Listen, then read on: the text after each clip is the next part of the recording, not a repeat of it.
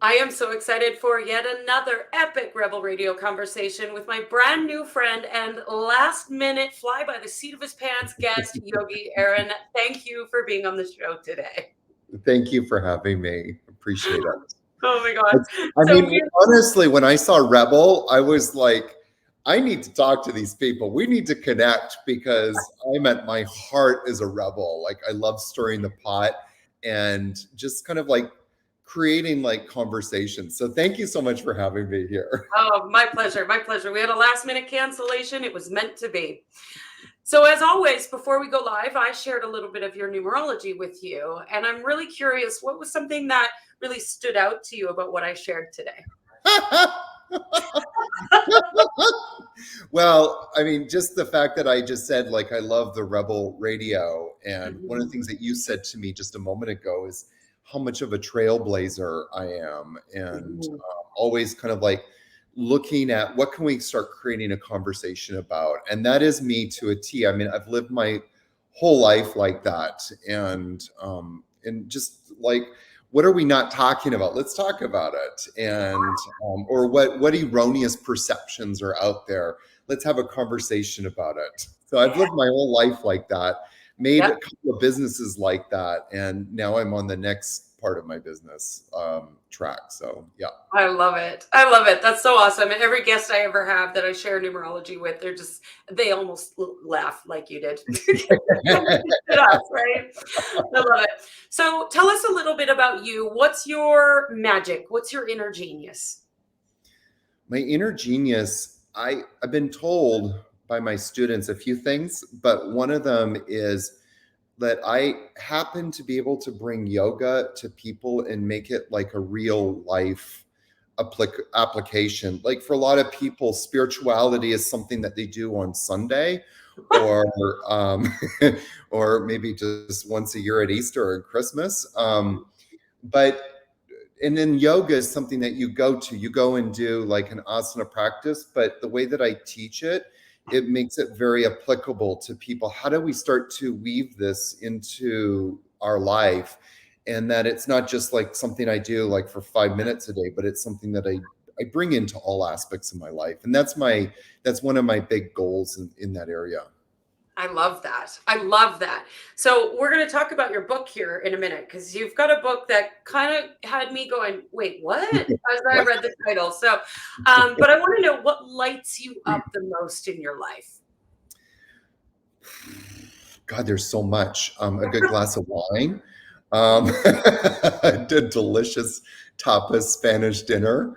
Mhm. What really touches my heart is community and Mm. just bringing like-minded people together that are just so either purpose driven or just want to have fun. And that, I mean, that just tickles me. I love bringing groups together. I love holding dinner parties, for example. And Mhm. during Blue Osa, when we locked down, shortly after that, the first Christmas in 2020, I got all these residents together, and it was just people of all ages, all ethnicities. There was about 15 of us, and that was like such a moment of fulfillment for me. Mm. So I love that that. lights me up a lot. I love that so much. And yeah, who doesn't love a good glass of wine or, some really good food? Yes.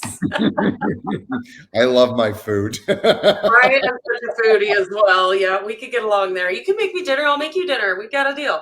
Absolutely. Thank you. I love it. So you're coming to us live from your retreat center in Costa Rica, yes? Yes, I'm Yeah, in tell us a Costa little bit. Rica in Blue Osa Yoga Retreat and Spa. Mhm. Yes. Yeah, Yeah. so what inspired that? Well, I used to teach yoga in New York City. I used to have a yoga studio, and I used to bring people to Costa Rica. One day on one of the retreats, I was driving down the road to the retreat center, and there was a Century 21 sign outside this property. And as I drove by, I could see, like through this tunnel of bougainvilleas and hibiscus flowers, the ocean. And I just, like, everything inside of me said home. And so, I mean, that's the short story. Yep. But eventually, I got together with a business partner who's now one of my best friends, and we opened up Blue Osa, and we really wanted to create like an opportunity for people to come to a really sacred space and just disconnect from the world, and but also kind of like reaffirm their purpose. You know, one of the things you said to me in my numerology is I'm so purpose driven. That's what gets me going. And that's what I wish for other people. That's my stance, is like, how do we use these practices to help us manifest and live our life purpose? And so I wanted Blue Osa to be the sanctuary for that endeavor. Oh, that's beautiful. I love that. A man following his dreams. I love it. So I know that my audience wants to know, and I definitely want to know, because we ask this of every guest: how do you define unity consciousness? You had asked me this in the questionnaire, and I don't remember what I wrote at that moment. So, because it can always It change. changes. It's all good. But I feel like unity consciousness is something that is derived from us really seeking first to understand each other. Mhm. And I believe that that is more than anything what is unity consciousness, or what starts to engender or create unity consciousness. Like, I love listening to people's stories. I was talking to someone yesterday about their political beliefs, and he says, I don't want to talk politics. I said, don't worry about it. I just want to listen to you. I want to try and understand your perspective, because I want to see how you see the world. And one of the things I've been very blessed with in my life is I've gotten the ability to travel, which was an intention I seeded in myself. Like when I was 13, I said, I want to travel the world, and I have. And one of the things in traveling the world is getting to hear people's stories, getting to Mhm. see things from a different perspective or from a different culture, and try to be open to that. And I find that the more I'm open to hearing people, the more connected I feel to people. Yeah, I love that so much. I know I traveled when I was younger, and I grew up in a very close knit community, closed minded, a redneck farmer from Alberta, Canada. Like, you can't get any more closed minded than that. And I decided to travel to Indonesia and Dubai, and I was gone for a couple of years. And in that traveling, it just opened up everything. I just saw things in a whole new light. And it really just it made me a different person. And I think Well, that's so especially if you're in Alberta, for God's sakes. I mean, going out is just what an eye opener. it sure was. I love it. So tell us a little bit about this book, because the minute that I saw the title of your book, I thought, I got to read this, because this is something very unique and different and rebellious. So tell us about the book. Well, the book's called Stop Stretching, a new yogic approach to master your body and live pain free. And I've been doing yoga since I was 18 years old. I'm 50 now. And ever since I started doing yoga, I've been developing pain in my body. And the solution was always to stretch it out and to, try to become more flexible. I've got to, get my range of motion. Right. And one of the reasons why I started yoga in the first place was to become pain free, Mm, was to have more mobility, was to be healthy, and also to be younger. You know, if I took a poll of 100 people, probably 95% of them would say, 95 of them would say, like, oh, I want to do yoga to stretch because I believe it will make me healthy and make me younger. right. And so I did that. And then I ended up around the age of 45 in the surgeon's office. And he was telling me that we might need to do a spinal fusion on my lower back. Oh, wow. And that was a huge light bulb moment. Already the trajectory before that, I was starting to question the efficacy of stretching, but I had spent some time in the muscle activation technique world and started to learn and understand that that not only does stretching not really help us, it actually debilitates us. Mm, And I can show you, I mean, I can prove it to you. I've got videos on it. I'm going to be making more, but just trying to show people, like, when you stretch, you lose muscle function. We define muscle function by a muscle's ability to contract and contract on demand. So if you put your arm out and I just apply like a little bit of force and try and push the arm down, the arm can't stay there sometimes because the muscles around there can't contract properly. They're Mm, not, in other words, they're not connected to the brain. You're pushing down, that should send a message to the brain, say contract, and the brain should send a message to the muscle and say contract, but the brain isn't doing that. And so what I'm doing now is focusing on two things. Number one, just trying to get people to stop stretching, start mhm, activating. Does If you don't follow my systemology, just stop stretching and start activating.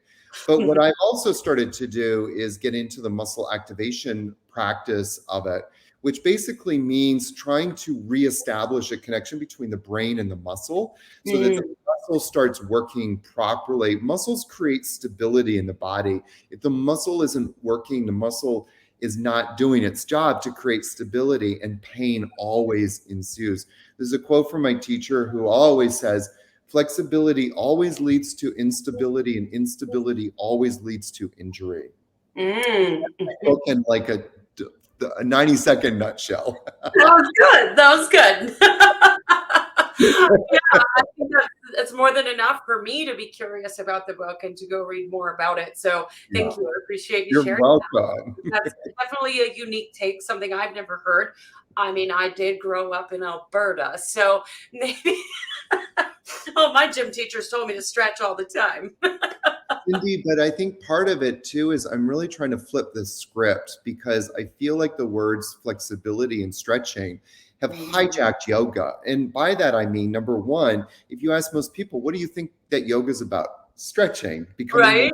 flexible, or I need to be flexible in order to stretch. And then the Mhm, second thing is, even though yoga teachers say like yoga has nothing to do with flexibility, they're mhm, teaching flexibility. So mhm, those two things have absolutely nothing to do with yoga. And I'm trying to kind of flip that script and get us start talking about the damage that stretching actually does. yeah. And then also bring yoga back to what is it really about? So I love that. Excellent. Well, I just did a yoga class yesterday, and I can tell you it was definitely activating. oh, It was not passive. I can tell you that much.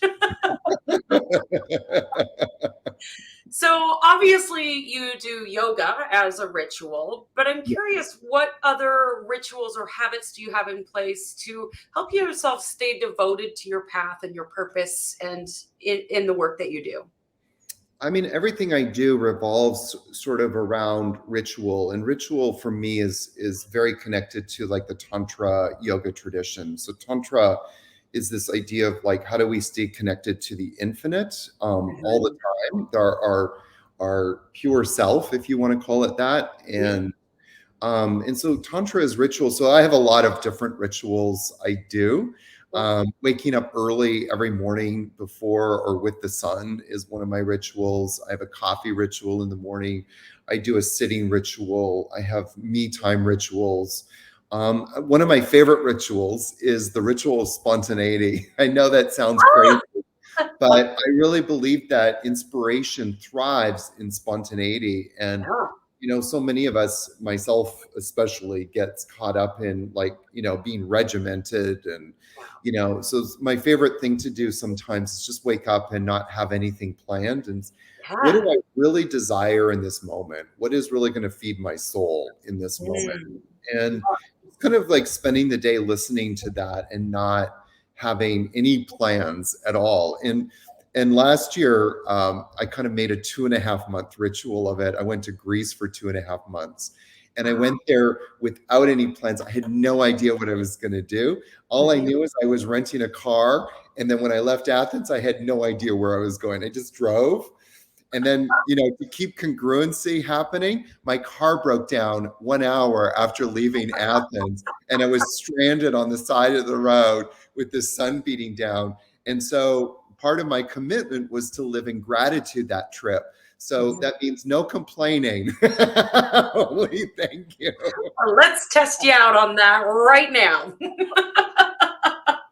Oh my gosh, I love that. And spontaneity is something that's really important to me. I spoken like a true adventurer, like let's go play and see what we can find out about ourselves, about the world, about other Yes. people.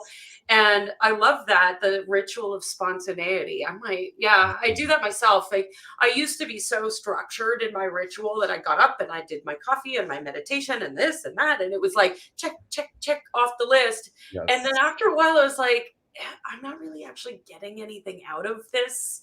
It's Mhm. just like I'm just driving this car down the same road every single day. And so when I started switching it up and just asking myself, what's next? Then it got really playful and it got really Yeah. fun. And I started to see so much more out of life from that. So I love That's that. The ritual of spontaneity. Beautiful. So let's talk about integrity for a minute. I think integrity is a word that's misconstrued a lot. A lot of us think that it means we have to do what we said we're going to do and yes. live by that to do list, right? And I'm curious, how do you stay in integrity with your dreams and your values as you're building a business and writing books and working as an entrepreneur? Oh Lord, this year, talk about life-changing questions. I don't mess around with my question. How do I stay in integrity? I mean, part of it is just me reconnecting to my purpose every day. Yeah. I find that life gets really so busy. And to be honest with you, before the pandemic, I felt like I started moving away from integrity and in various ways and started getting caught up too much in the minutia and started to lose my 40,000 foot perspective. And I think that COVID, that whole pandemic time that gave me the reset, kind of reminded me of, yeah, purpose. What is Mm, intention? What are we doing here? And I spent really the following year just asking those questions. And ever since then, it's kind of, rebooted me back. And so there's like a few things that I live by every day, but one of them is definitely, am I really living my purpose right now? What does that really mean? And then also I find, like, because I'm such a doer in life, like I'm a manifester, and oh, there's an idea, let's write a book and let's create a podcast and let's do that, that I get away from myself. And so creating more times to pause. yeah. I'm a huge traveler, as I just mentioned, and I'm leading a training right now, and it's finished on the 19th of November. And my initial reaction is like, let's go do something. And I Mm, caught myself and I was like, I just need to be still. So listening mm. to that inner wisdom and honoring it, and then just allowing myself, like, what am I doing here? What am I supposed to be doing this next year that's going to help me further the purpose of my soul, the Dharma? So that's what living in integrity means. Part of Right. it. I love that. And, as a fellow doer, I love to get stuff done. I've got a sign on my wall that says get shit done. But in that, I think it's so important that we take a step back and just go, wait, who am I doing all this shit for? Yeah. Am I doing it for all those people or am I really doing this for me? And I Yeah. think I think that's so powerful because it's really easy to just get caught up in the to do list and the busy work, right?